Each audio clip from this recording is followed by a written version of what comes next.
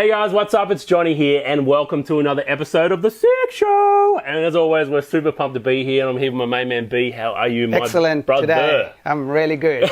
My brother. My brother from another mother. My brother from another mother. Yeah, Kelly Slater. That's what I like. Kelly we call him. Well, I did a nice little hair shave, so I know, man. I'm looking a little bit more like him. You are, man. Yeah, loving the Kelly look. This week on the show, we are talking about on-camera flashes and how to get the perfect portrait with a sunset in the background, it's can be tricky, bro. But we've got some killer tips for you. I'm going to show you how to edit an image in Lightroom with this method you've used when you photographed it, and you're going to inspire us with an image from Antelope Canyon. Oh, wicked, man. Absolutely wicked. So let's get into it. Let's get into it, bro. All right, so firstly, I'm going to share something with you guys. And Johnny always takes up things really fast. You know, when the latest technology comes out, he's the first one to get it. I'm the last one to get it. I'm not always the first one to get it. Here we go.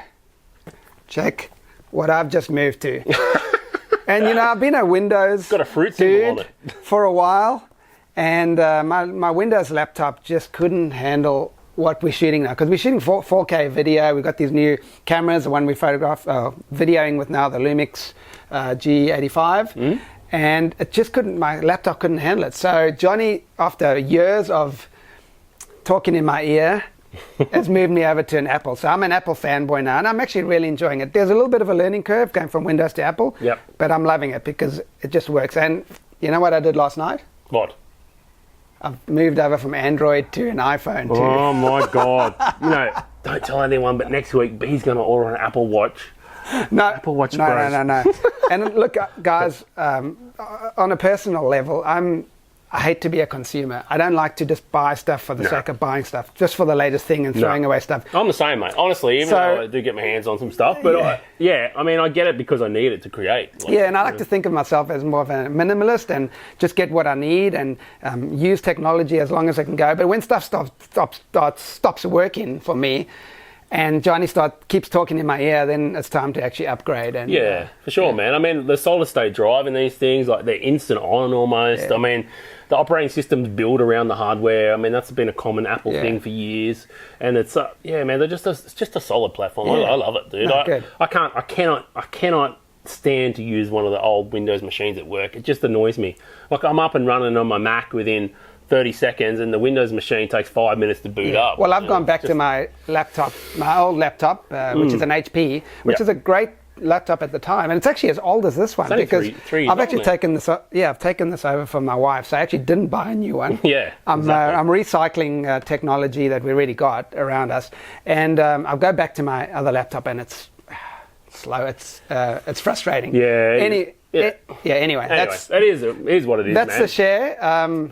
But I want to say, it does not matter what tool you use to create. If that tool's working fine for you, then that's awesome, man. Keep using it. That's all good. Keep using it until it stops working. One thing I'll always say, man, is buying the latest and greatest camera every time is such not the right thing to do. No. You know, moving from a crop to a full frame is not going to make you a better photographer. Buying the latest body is not going to make you a better photographer. I'll tell you what will make you a better photographer, B. Education. Yeah, education will. But also varying your skills in photography. So you don't own a macro lens, go and buy a cheap third-party Tamron or Sigma macro 90mm macro lens, put that on your camera, and learning macro and doing something different with photography, that's going to help you. Man, that's going to help you. Restricting yourself. Like for that model shoot, you know, I only had one lens that I used all weekend. Yep, exactly. My 85 1.8. And that restricted me, and it made me more creative. It made me think outside the box because I couldn't zoom. Exactly. I have to use my feet back and forth. Getting yourself, one of those multi-telephoto lenses. You know, they're not the most expensive and they're slow, but they're great for picking details out in landscapes. You know, it gives you that other option to your wide angle lens, you know, and never alone spending your money on education, man. I'm a big believer in it. I still have subscriptions to things like Linda for, you know, my video training. And I mean, well, I'm still learning from you, you know, your new workflow bundle. That's it. You know, I'm learning from that. That's awesome. It, man. That's good stuff. That's good stuff. Great. Right? So, guys, I've got an amazing image to share with you. This one from Antelope Canyon in Arizona. And here's another one of Johnny standing in the canyon, just so you can see how narrow it actually does get in places. It's crazy. I mean, I'm pretty narrow anyway, so now there was a couple of places in the canyon, even sideways I tend to get stuck. So Yeah, man. I was like...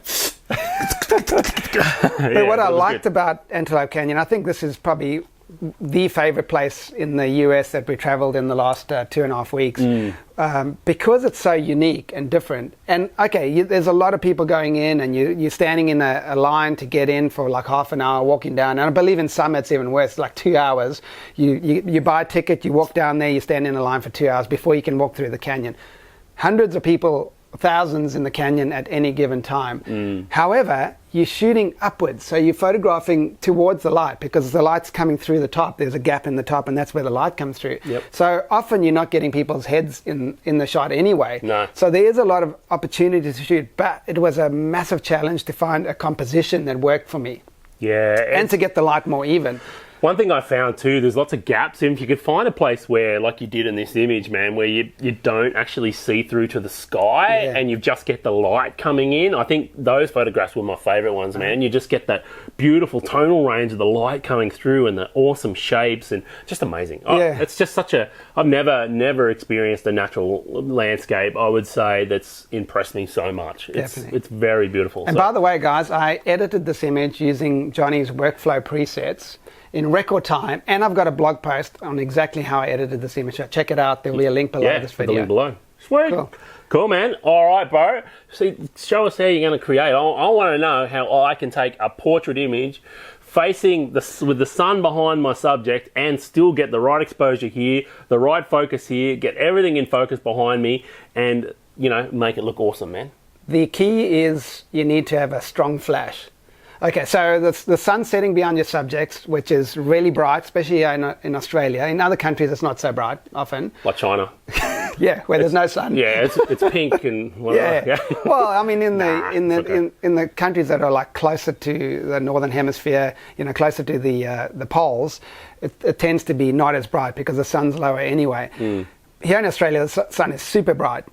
So what you need is you need to pop in enough flash to compensate for the sun behind your subjects. So that means you need to be a little bit closer to your subjects with a wide angle lens, and you need a strong flash. You need something that's going to pump out enough light to light up your subjects. Why? Because you want to balance the sun setting light, the intensity of the light in the sunset, with your flash intensity. So basically you're saying the camera is exposing for the sunset. So that's fine, okay?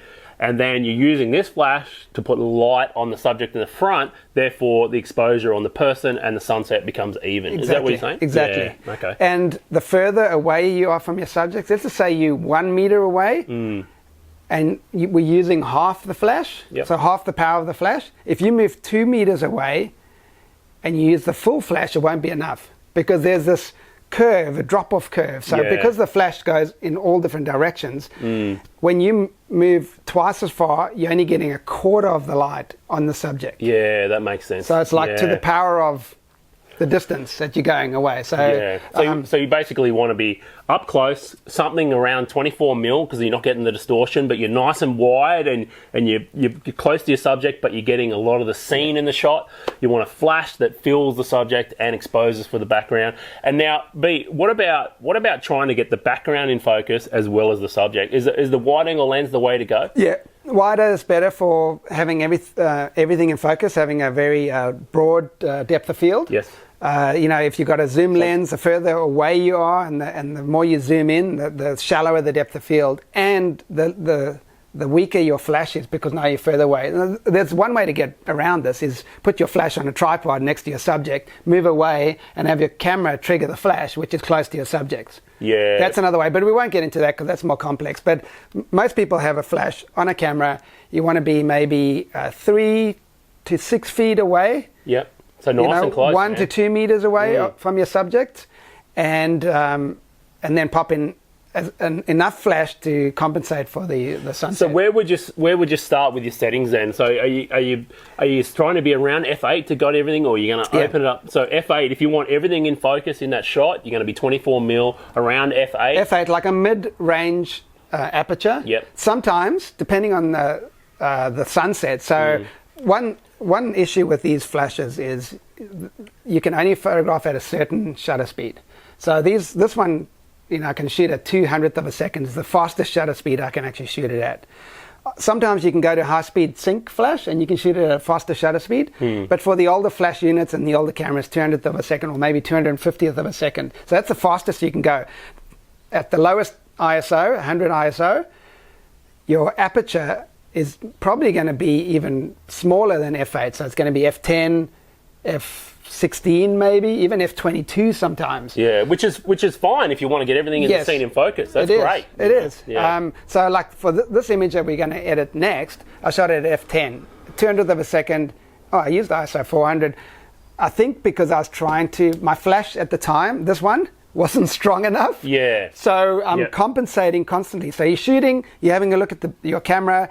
It looks like my subjects are silhouetted, really. They're really dark. I'm pumping in as much flash as I can. I'm shooting it at full manual 1:1. So I'm shooting at 100% flash out of this unit, and then I'm compensating my camera to try and find the mid-ground where I'm not blowing out the subject too much, but you're not blowing underexposing? out. Yeah, I'm not blowing out my sunset too much, but also my subjects aren't too dark in the foreground. So I'm moving closer, further back. I've got my flash on as much power as I can. I'm changing my settings to try and get the mid-ground where I've got enough detail in the dark areas, my subjects, even though my flash is on full, and the sunset's not blown out. Yeah, that's it. And you've shot them full length too. Like you've got the full length, so you have got back enough to get a full body shot as well as the sunset. And the beautiful thing is you're shooting raw. So, I mean, those shadows on those people's faces, they aren't fully compressed, and we're going to be able to bring out that and light up those faces easily. Yeah, and I was thinking, the reason I was shooting a little bit more wide and I put my subject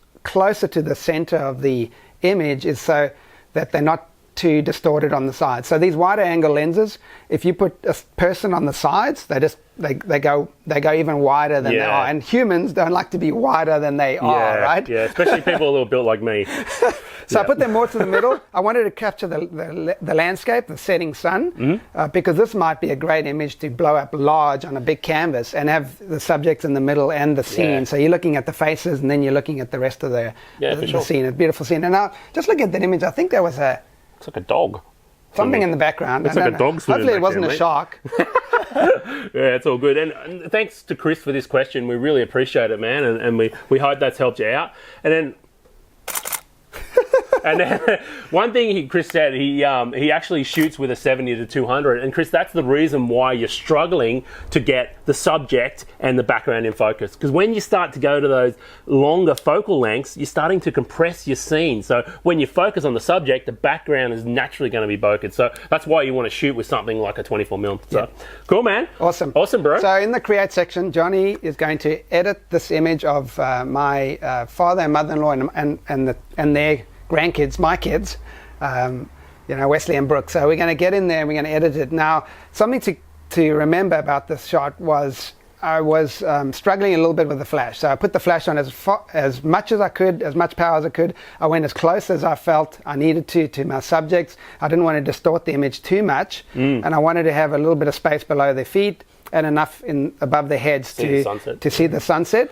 So I was compensating and trying to find the mid-ground. So you'll notice that the sunset looks a little bit blown out and my subjects look pretty dark for now. But I'm shooting raw, so I know I can fix it afterwards. Yeah, that's right. Yeah. But you've got that perfect balance between there's still detail in the shadows. It's okay to have the sun blown out a little bit. You're shooting into the sun. It's bright. If you look at that with your eye, it's going to be bright. And that's okay to have a bit of blown out area right where the sun is, okay? Especially when you're trying to work something that's almost impossible. Get a full body shot with the sun, with a backlit, with amazing sunset, and still have detail in the faces and the people. It's just crazy. And one thing, guys, when you're composition is really important when you're photographing people on a landscape like this. Make sure you don't have the horizon go through their necks. Yeah. Okay, you don't want to cut off their heads on the horizon. So what I was doing was I was actually bending my knees and trying to get it so that Larry, my father-in-law, because he's really tall, he's 6 foot something, was a little bit above the horizon, and then the kids' heads were through the horizon. I'm not cutting anyone's necks off on the horizon. If I had gone down a little bit more, I would have cut off Wesley and Brookie's necks on the horizon. But sometimes it's okay when it's your kids. You want to do that. So. You want to cut them off at the neck. Yeah. We love kids. Especially when they're trying to kill each other, right? Yeah. No, I'm only joking.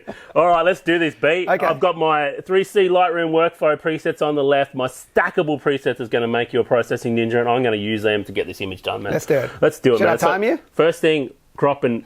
Dude, I won't explain what I'm doing. Okay, I won't time you. First thing, I'm going to crop the image. You can see I've got a prompt there. I'm going to straighten it up. I want to grab the little numbers next to the slider because that's great for the micro adjustments, and it gives me a grid, and I'm just going to go boom, done, looks good. And the composition's great in camera, just need to be straightened up, man, because Brent's a bit crooked. So, but anyway, and I want to go down here. I'm going to look for something. I got a feeling that I'm going to go for, and you can see as I hover over, the beautiful thing it is, Navigator, man, it's giving you those previews of what these presets are going to do. So let's try cloudy. Oh, let's try daylight. Oh, cloudy, definitely, man. All right, so I'm not going to do any exposure adjustment here.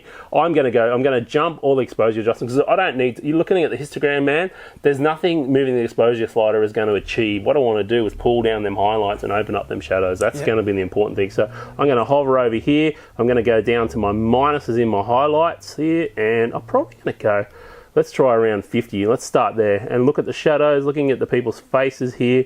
I'm going to try 50 in the shadows, and that's brought that up nice. I mean, already that image is looking amazing compared to the beginning. Yeah. After, and that's just number 5, right? That's just like three clicks, man. Okay, right. Okay, so I'm going to set the white and black point now, and what that's going to do is push up these areas here. You can see there's always going to be some clipping in this image. Yeah. We do have a blown out area there, and it's fine. That's totally fine. Yeah. It's okay that you were looking at the sun directly into it. So I'm going to set the white point. Okay, holding down shift, double click whites, and you'll see it's going to pull it back. Now here's where you need to make a decision. Sometimes Lightroom, with setting the white and black point, it doesn't make the right decision. Because the highlights, we want them blown out, it's brought them whites way back because it's saying, oh, there's way too much white up here. You know, it's blown out. So I'm actually going to bring that back up, B.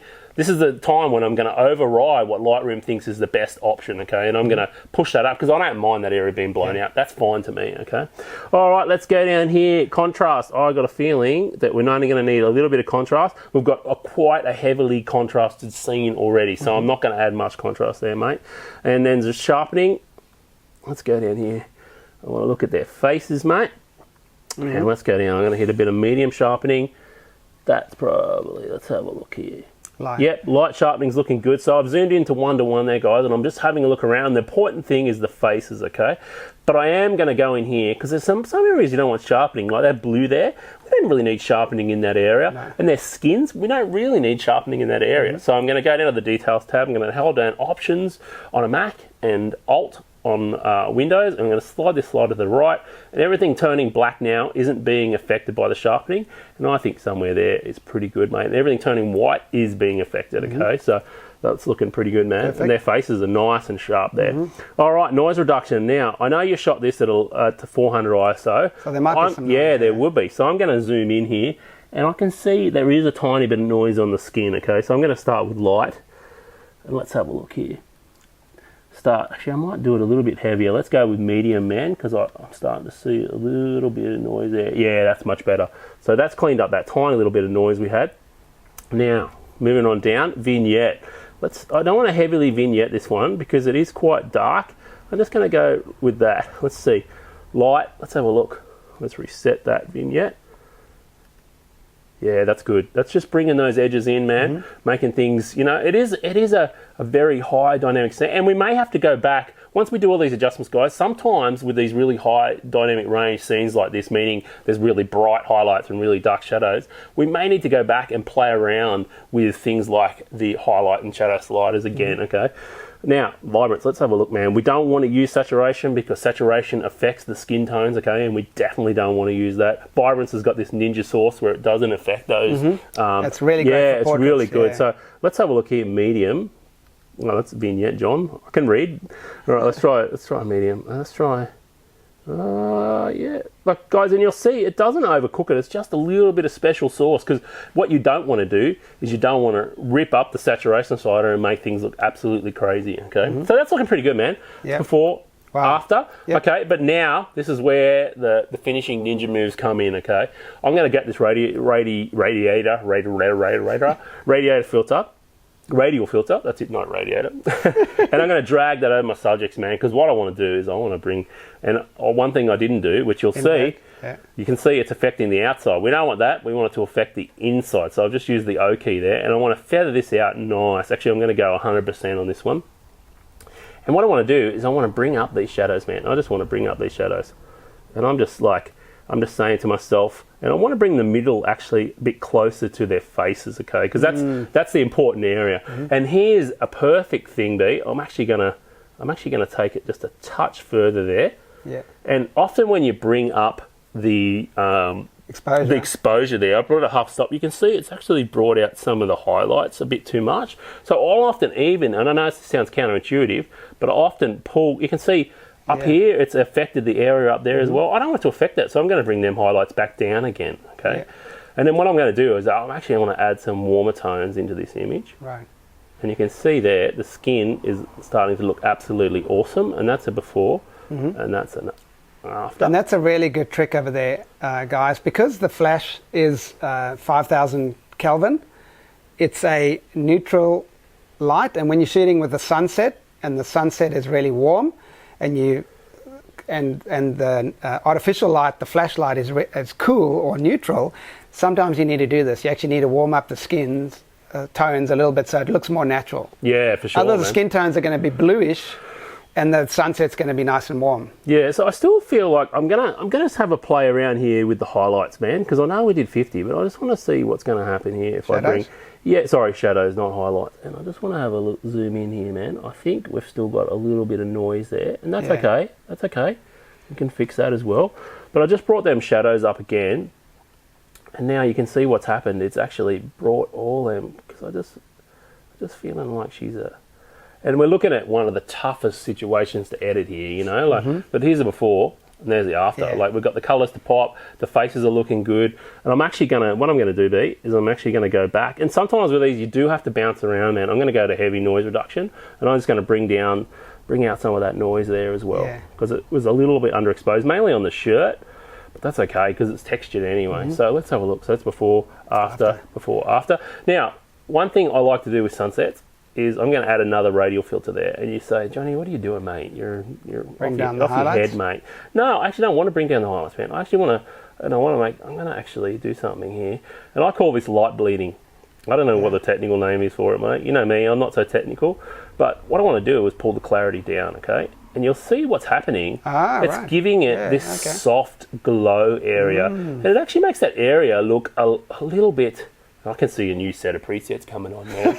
I can, because things like this, these are the little finishing moves, you know, especially when you get these highly technical. Look at that histogram now, B. Look at all that detail we've brought back, man. It's a different looking histogram than when we started. You know, we're starting to get those nice mid-tone peaks now, which is looking awesome mixed source. So if I turn that off, you'll see, look at this area here. It's bringing up that area in there, B. And I'm just going to try something. I'm just winging it here, guys, okay? So I'm not...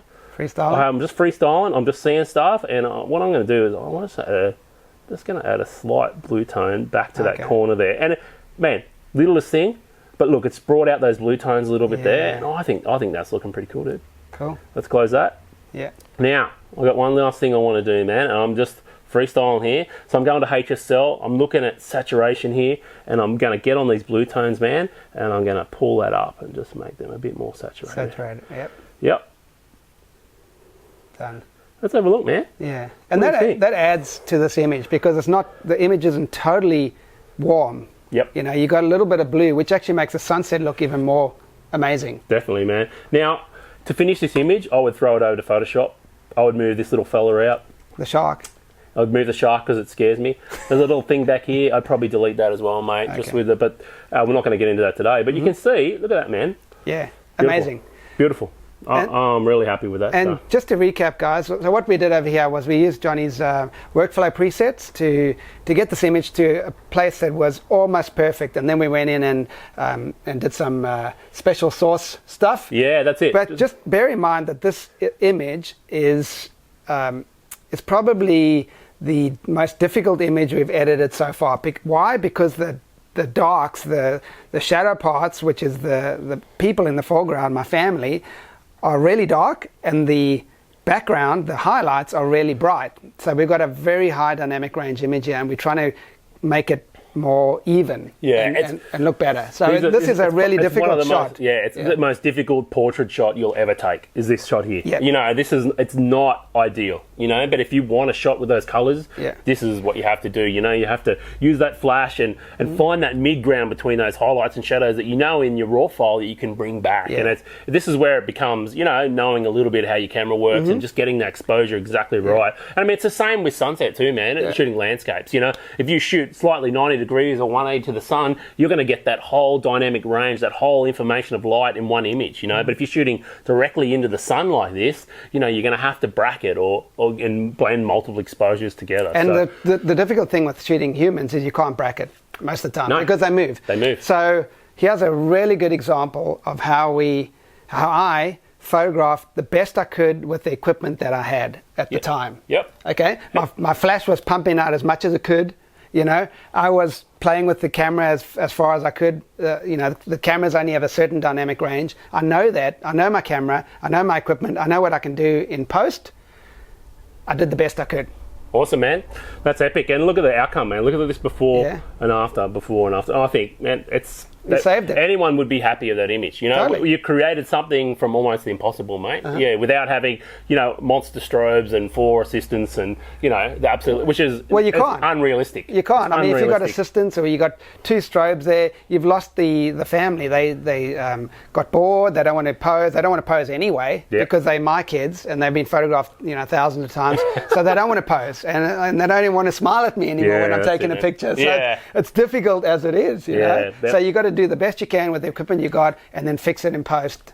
And we did. We did, mate. It looks amazing, and we use the workflow there with a couple other ninja tips that I can see another preset bundle coming on, man, because it's just I think you do. Advanced. I think the advanced Lightroom workflow is the next one, you know. And I the reason why I didn't add any of those into the first one, because, you know, learning that first system and then taking on the next system as well, like tacking that all together, I know what will happen, man. People will get absolutely overwhelmed and they will not learn a thing, and that's not what I want. I want you to be able to get an image. I want you to be able to process it. 90% of the time, those ones I've done is all you're going to need. You know, 90% of the time, and the 10% of the time, which takes the 90% of learning capacity to understand what's happening. That 10% extra, man, that needs to be something different, and that's the whole thinking behind it, mate. And I found that when we teach, because we're teaching a lot of people, if you give them too much.